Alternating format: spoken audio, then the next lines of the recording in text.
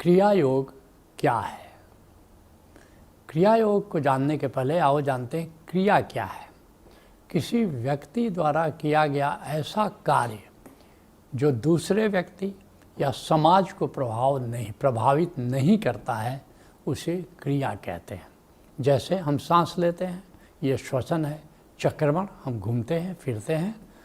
तो खाना पीना, सोना, ध्यान, योग, इसको हम क्रिया कहेंगे, क्योंकि इसका व्यक्ति से मतलब है, अपने स्वयं से मतलब है, किसी दूसरे से मतलब नहीं है। ऐसा कार्य जब तुम संपादित करते हो तो उसको क्रिया कहते हैं। अब आओ जानते हैं, तुम्हारा प्रश्न है कि क्रिया योग क्या है। क्रिया योग की चर्चा पहली बार पतंजलि ने की है। तो पहले जानते हैं कि पतंजलि का क्रिया योग क्या है। पतंजलि ने अष्टांग योग का प्रतिपादन किया है। अष्टांग योग को राजयोग भी कहते हैं। इसके 8 आयाम हैं। क्या है? यम है, नियम है, आसन है, प्राणायाम है, प्रत्याहार है, धारणा है, ध्यान है और समाधि है। इसमें जो हमने कहा कि यम और नियम, तो यम तो है कि बाहर संसार से हम क्या व्यवहार करते हैं, और नियम है कि हमारा आचार क्या है, हम क्या करते हैं, स्वयं के प्रति हम क्या करते हैं। तो उसी नियम की चर्चा करते हुए पतंजलि 5 प्रकार के नियम कहते हैं, या 5 प्रकार के आचार है जो कि योगी को पालन करना होता है। वो क्या है? शौच है, संतोष है, तप है, स्वाध्याय है, ईश्वर प्रणिधान है। तो ये जो पतंजलि के जो योग की पुस्तक है, पतंजलि योग दर्शन है, तो उसके साधन पाद में क्रिया योग की चर्चा आती है। और उसमें पतंजलि कहते हैं कि तप, स्वाध्याय और ईश्वर प्रणिधान, जैसे 5 नियम में ये अंतिम 3 नियम हैं, तप, स्वाध्याय और ईश्वर प्रणिधान। इन तीनों को पतंजलि कहते हैं यही क्रिया योग है। तप का क्या अर्थ है? जो हम क्रिया करते हैं, जिसके ऊपर हमने चर्चा की, जो भी क्रिया करते हैं जिसका मतलब हम स्वयं से है, दूसरे से नहीं है, ये तप है। और फिर स्वाध्याय का अर्थ क्या है? स्वाध्याय का अर्थ है स्वयं का अध्ययन। स्वयं का अध्ययन हम कैसे कर सकते हैं? इसके लिए हमारे ऋषियों ने 3 स्टेप्स का, 3 सोपान का प्रतिपादन किया है। वो क्या है? श्रवण, दूसरा क्या है? मनन, तीसरा क्या है? निदिध्यासन। श्रवण का मतलब हमारा सद्गुरु जो कह रहा है उसको ठीक से सुनो। मनन क्या है? और उस पर विचार करो अपने अनुभव के आधार पर, अपनी जानकारी के आधार पर नहीं, अनुभव के आधार पर उस पर विचार करो, उसको समझो, ये मनन है। और निदिध्यासन क्या है? और जो बात तुम्हें समझ में आई है उसका तुम अभ्यास करो। तो ये अर्थ है स्वाध्याय का। और ईश्वर प्रणिधान क्या है? इसका अर्थ है ईश्वर के प्रति समर्पण, कर्तापन का त्याग। अकर्ता हो जाओ, करने वाला राम है।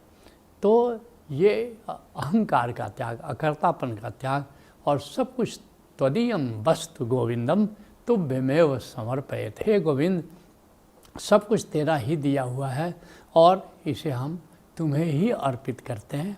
इस भाव का नाम है ईश्वर प्रणिधान। आज के युग में लाहिड़ी महाशय का क्रिया योग ज़्यादा प्रचलित है। तो अब समझने की कोशिश करते हैं कि लाहिड़ी महाशय का क्रिया योग क्या है। इसको प्रचलित करने में हाथ है स्वामी योगानंद, परमहंस स्वामी योगानंद का। हमारे युग में पश्चिम में खास करके योगानंद जी ने क्रिया योग का खूब प्रचार प्रसार किया, और कहा कि ये योग, जो क्रिया योग जो मैं बता रहा हूँ, इसके जो प्रवर्तक वो लाहिड़ी महाशय हैं। तो योगानंद के अनुसार हिमालय के एक सूक्ष्म देहधारी योगी महाअवतार बाबा लाहिड़ी महाशय के गुरु थे। उनसे लाहिड़ी महाशय ने क्रिया योग सीखा, ऐसा योगानंद कहते हैं। लेकिन लाहिड़ी महाशय के, और खूब महाअवतार बाबा को खूब हाईलाइट किया कि हजारों साल उनकी उम्र है, और कुछ चमत्कारी व्यक्तित्व के रूप में उनको उन्होंने प्रचारित किया। लेकिन लाहिड़ी महाशय के प्रपौत्र हैं दिव्येंदु लाहिड़ी, उनसे मेरा मिलना हुआ। तो वे अपने पारिवारिक सूत्रों के आधार पर महाअवतार बाबा को एक जीवित गुरु मानते हैं। कि जैसे सारे योगी होते हैं वैसे ही हिमालय में वे एक जीवित योगी थे। योगानंद ने जो प्रतिपादित किया है कि हजारों साल उनकी उम्र है, तो इस बात में कोई सच्चाई नहीं है। दिव्येंदु लाहिड़ी ऐसा कहते हैं। योगानंद के अनुसार लाहिड़ी महाशय ने इसका ज्ञान युक्तेश्वर गिरी को दिया और युक्तेश्वर गिरी ने इसे स्वामी योगानंद को दिया। उनकी जो योगानंद की किताब है ऑटोबायोग्राफी ऑफ ए योगी, तो उससे ये पूरे संसार में यह क्रिया योग फैला।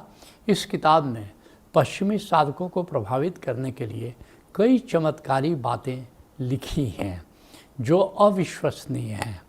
ओशो ने इस किताब को उपन्यास की तरह पढ़ने की सलाह दी है। परमहंस स्वामी योगानंद ने पतंजलि के राजयोग को क्रिया योग के रूप में पश्चिम की शैली में प्रस्तुत किया। जैसा मैंने कहा, जो पतंजलि के योग को राजयोग कहा जाता है, इसी को अष्टांग योग भी किया जाता है। तो वास्तव में जो योगानंद ने प्रस्तुत किया है, जैसे पतंजलि ने कहा था कि तप, स्वाध्याय और ईश्वर प्रणिधान क्रिया योग है, लेकिन योगानंद ने संपूर्ण पातंजल योग को ही क्रिया योग के नाम से उन्होंने पश्चिम में प्रस्तुत किया। और इसके लिए स्वामी योगानंद ने पतंजलि के राजयोग को क्रिया योग के रूप में पश्चिम की शैली में प्रस्तुत किया।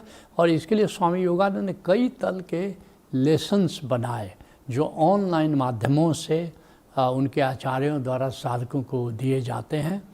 जैसे 18 तल के प्राथमिक तलों को पूरा करने में 8 माह लगते हैं, तब जाकर के क्रिया योग शुरू करते हैं और क्रिया योग की दीक्षा वहाँ से शुरू हो जाती है। पहले 18 तल के लेसन्स पहले लो, इसको करने में करीब 8 महीना लगता है। फिर आप क्वालिफाई करते हो कि अपने को रजिस्टर कर सकते हो उस क्रिया योग को सीखने के लिए। तो बड़ी लंबी प्रक्रिया से किसी को गुजरना पड़ता है। मगर एक बात इसको निश्चित रूप से जानने की ज़रूरत है कि योगानंद का जो क्रिया योग है वो वस्तुतः पतंजलि के अष्टांग योग अथवा राज योग का ही आधुनिक संस्करण है या उसी का केवल दूसरा नाम है। लेकिन योगानंद ने ऑटोबायोग्राफी ऑफ योगी में इस ढंग से इसको प्रस्तुत किया है जैसे बड़ा मिस्टीरियस कोई हो, लेकिन इसमें मिस्टीरियस कुछ भी नहीं है। असली बात है कि पतंजलि का अष्टांग योग ही उन्होंने क्रिया योग के रूप में प्रचलित किया है। तो आज के सत्संग को यहीं विराम देते हैं। हरि ओम तत्सत।